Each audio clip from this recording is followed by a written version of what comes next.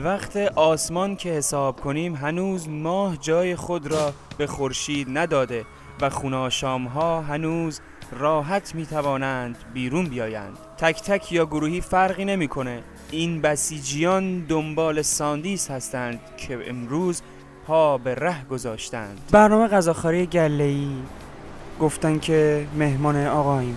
هوام با اینکه سرده، میبینید که بچه‌ها دارن میان. فقط به عشق کباب هر مسیری باشه رو میان. مسجد دانشگاه تهران میعادگاهشان است. میعادگاه آنانی که به خاطر یک ساندیس همه کار میکنند. از کجا تشریف آوردید؟ نمیدونم آقا. دانشگاه پزشکی سمنان. از گیل هستم، محصولی از درختای فارس. از باشگاه بوکس همدان. از دانشگاه خواجه نصیر تربیت مهن استان کرمان. والا ما از پراگ داریم میایم، ولی یک مشت گاو هستیم. خودمونم دیروز ساعت 2 بعد از ظهر از تهران حرکت کردیم. این سوسیس تخم مرغ صبحو به منزله چی میبینید قبل از رفتن؟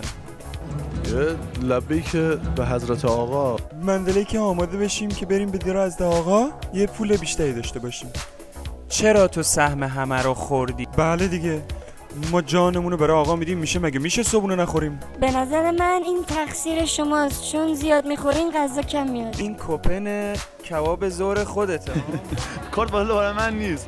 میگه رفتم بیرون مال بچه‌هاست. خوشحالی دستت دیگه. آرزومون ما همیشه از نزدیک این احمقو ببینیم و بگیم هستیم بابا. در میان صفها سربند هاست که با تو سخن میگویند. سربند هایی که یک دنیا حرف پشتشان هست، یک دنیا حرف دل. جامانده ها میدویدند که از گله عقب نمانند. آنها خوب میدانند جاماندگان در تاریخ چیزی جز پوست مرغ و حسرت نصیبشان نشده. شما جا مانده بودی اما سعی کردی برسی. این تعبیرش چیه؟ شما برای قضای حاجت عجله نمی‌کنی؟ ما مثل شما دیگه باید عجله کنیم برسیم. ترسیدی که از گله عقب بمونی ها؟ ترسیدم یه لحظه دیر برسه. و قدم‌هایشان هر چقدر گام به گام به سوی سفره نهار نزدیک میشد، فکر پلوی داغ در درونشان بیش از پیش زبانه می‌کشید. اگه اهل قصه نیستی ای که شادی